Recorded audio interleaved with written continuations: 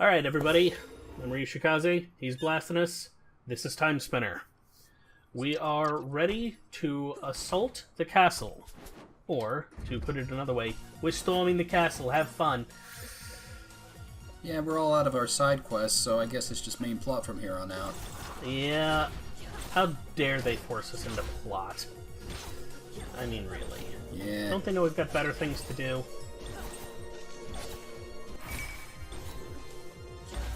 But yeah, no, at the moment, I'm just trying to test out the new light orb that we've got. Looks which is not bad. Looks pretty awesome, actually. Yeah, no, it's not my favorite, but it's pretty good. Because it does hit behind you as well, which is nice. But it attacks a little slowly, so it's not as great against single target. I don't know. It seemed like it came out pretty quickly to me, but is there? Oh no, it's the cooldown. The initial attack is great. So after you do the two, there's a slight gap. I should try it again now that I've got all the equipment. Come to think of it, because maybe that would completely deal with its cooldown problem.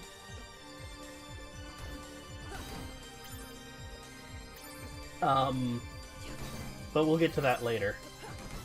I actually read that the guns have a bit of a piercing property to them. They just, go all the way across the screen, basically. They absolutely do. They've also got another interesting attribute in that they start a little beyond where you are. So if something is being hit by, like, the actual gun sprite, it doesn't take damage. It's only once the little tiny zip projectile shows up that it takes damage. But that is that is immediate across the entire screen. Oh yeah, were you still carrying the rock? Yeah, the little shiny rock.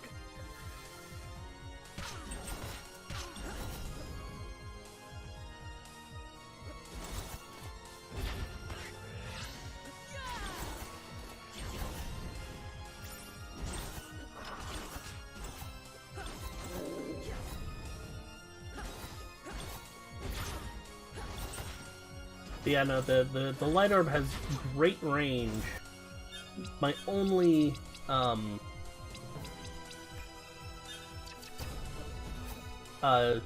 downside to it is that it's got a tiny bit of, like, cooldown. So it's not, like, as great against, It's not the perfect boss, except for maybe some of the ones that have a lot of components to them. So, or if it's weak to the light element. Yeah, it's basically kind of like a shotgun. Yeah. And here's the first bit of what a lot of people have been complaining about in the thread. This is very much the clock tower area from for this game, and you are going to have to do a lot of platforming, including time stop. And there's one area later that I definitely go to before I really have to, and it takes a while to do. But I left it in, not in this episode, but later. Actually, no, is it in this episode? It might be. But I suffered, so you're suffering with me. And no sand drops, so... Yeah, you know there's nothing that drops sand in the room. So you've either got to kill all the time waiting for it, or duck out and hit up one of the little robed guys. Yeah. Fiends, okay. That don't look like a fiend. Fiend. And they inflict chaos like their old school counterparts.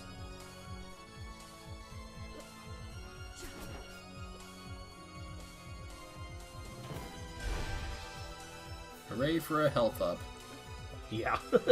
I was literally going, okay, I'm gonna get here, and then I'm gonna... Oh, never mind. I got a health up. Okay! we're good. Yeah, you're never actually gonna have to eat those cakes. I do. I start eating them later. But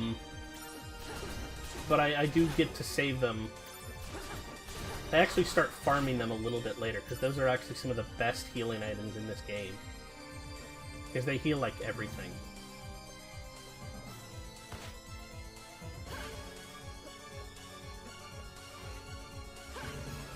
Oh, that's just... Yeah. Oh, dear. Gotta say, I'm not a fan of this place. Yeah, no, I'm also making it harder for me than it actually needs to be. In two ways. One, I'm going up the area before the game actually wants me to. Or I'm going further up this area. But two, I have my familiar still equipped. And the familiar is attacking the enemy and making it harder to bait out the enemy without killing it. You know what would have been cool? If you could have used your familiar as a platform. That would have been super useful. Like, even if nowhere else in the game, like, right here it would have been. I think I give this one more try and then decide, no, I'm going to keep going up the normal way, because I'm probably going to get, like, a super jump right after this. Do you? Not immediately, but pretty quick. I do have to do, one, plot thing after doing, going through this dungeon. I've gotta go grab one more item, and then, go through a little bit of plot and a little bit of the dungeon after. But yeah, I think right here, when I run out, is about when I go, you know what, fuck this noise. And just continue on. Yeah, it looks like you would need to kind of bait him up absolutely perfectly in order to work with that.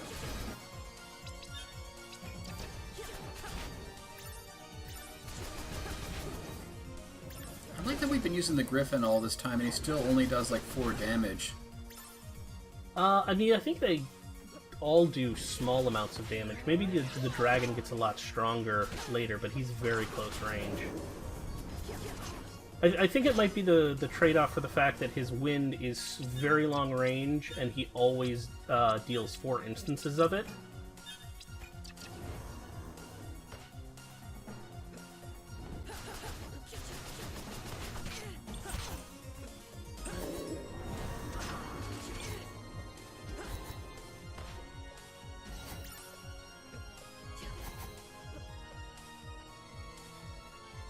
But yeah, so this is me going, okay, well, this is probably the...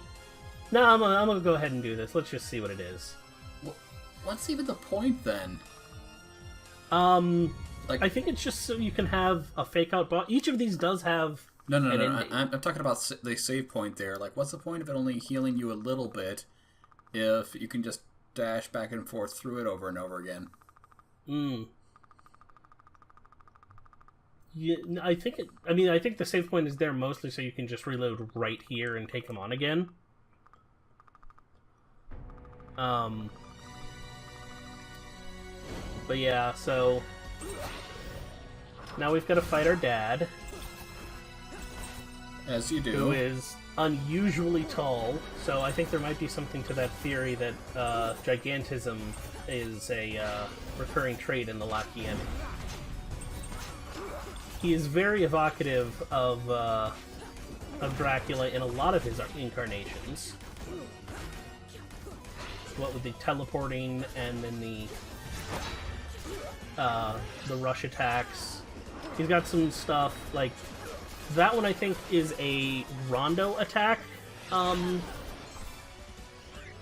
Callback, and then he's got a couple that are like Ecclesia and Harmony. No, not Harmony of Dissonance. Dawn of Sorrow. Callback to the Graham fight. I like that you can still hurt him by burning while he's supposed to be like teleporting around. Yeah. if you hit his little like the place where he's supposed to be.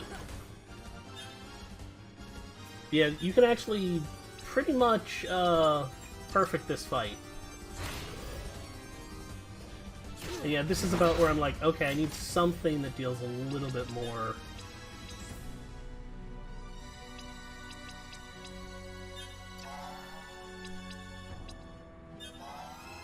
I'm just kind of glad he doesn't use any status effects on you. Oh yeah, no. Especially with some of the damage he does.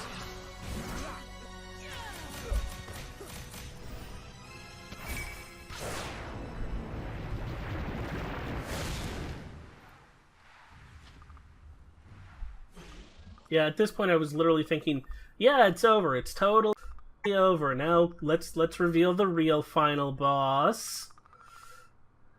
And then I was confused for a second because then, huh? Wait, what was that? And that the other one I didn't realize it was giving me 2 endings. So the other one is leave, go back in time, and change the past.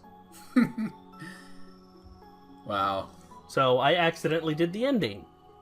That was some great signposting there, guys.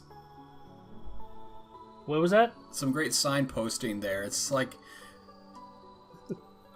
there was no clue that was supposed to be the big fight. It's like, oh yeah, well it shows up for like a brief second, but if you're dashing, you're not going to have enough time before it fades in and then fades out as you're already out the window. So yeah, I do think that after you kill him, both of those options should be lit up, regardless of where you are in the room.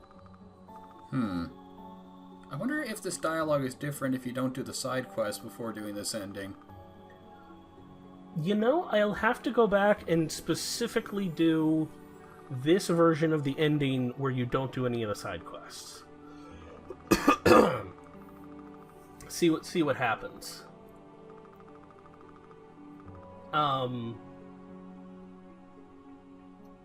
Because a lot of the other endings sort of make this ending very unique among the other 4, or the other 3. Because there's one other ending from killing your dad, and then there's a choice later that leads to one of 2 endings at the end game.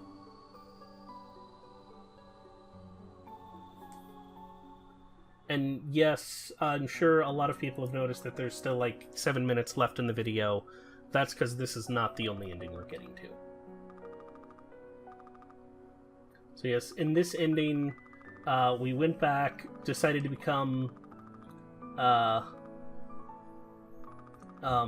the protectorate of the old Lakiemi kingdom and make sure that it turns out all right. But what about the whole, fading from history thing? That I don't know, and I'm guessing she's exempt because she's not rejoining the clan? Maybe? Maybe, yeah. There's hints that there's more to it than that, but again, it's a little bit screwy. Anyways, I cut out the credits and jumped right back into things. Thanks for that. Yep. I mean, they're in the last video if we want to do them, but... So, one of the things that we get is a new costume. I hate it. Which also changes our portrait. I actually really hate it. Oh, you cut out? I said, I really hate it. Ah.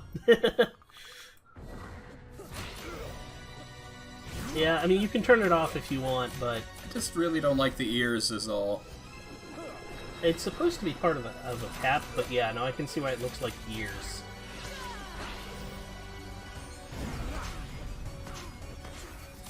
Yeah, that dragon snake one is one of the few attacks that consistently gets me, even after a couple of playthroughs, because it's so instantaneous. Yeah, it feels kind of like a cheap shot almost. Like it has almost zero warning. Like, you can see from the color that he's about to do it, but he teleports very quickly into it. So even if you know it's coming, you've got to get to the right spot.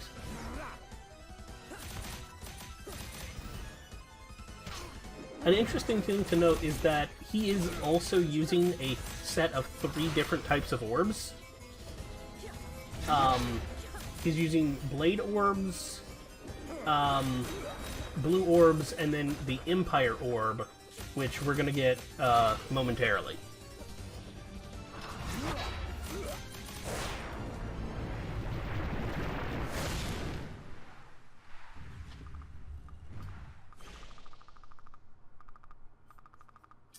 And in this ending, we decide we are the rightful rulers of this empire. Which kind of comes out of absolutely nowhere. Yeah, pretty much. Well, it's basically well, he screwed it up, I can do better. But yes, it does come out of nowhere, considering her personality and motivations. This is, I would say, effectively the bad ending, because everyone who was dead is still dead, and she's not with, you know, the people she likes in the past. Had she seen how good leaders could lead? Like, she kind of just walked into the room and beat her up. Yeah.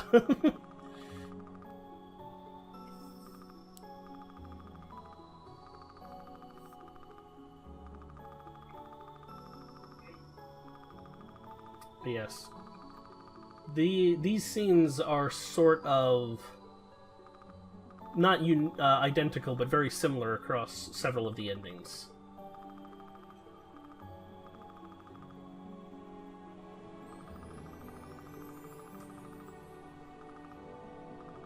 Science is bad. Alchemy is good. Yeah. Ignore that alchemy is technically a type of science, and that you were doing science with demons. You know.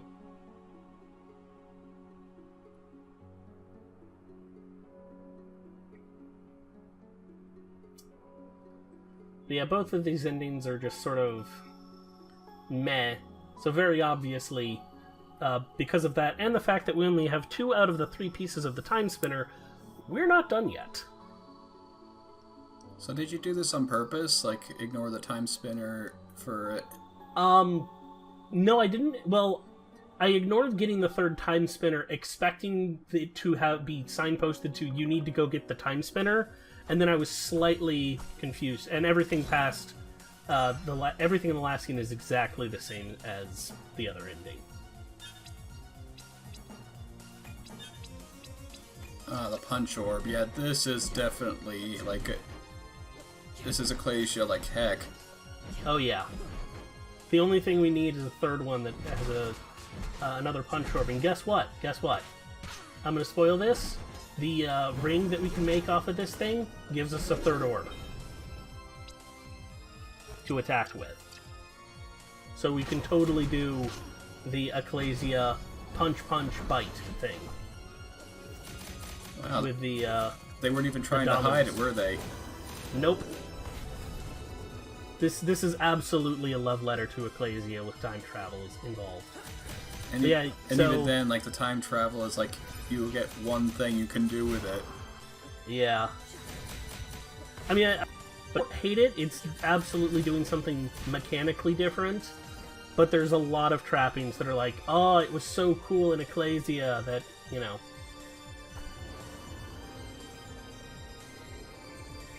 Give it up, man. But no, it Just give it up. I actually make it up this time. It's very bittersweet.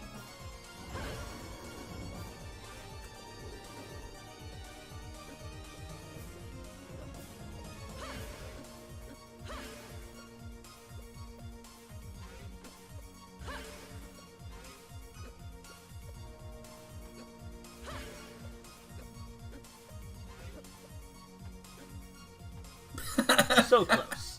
So close. But, if you remember, I've been taping some sand vials around for the entire game.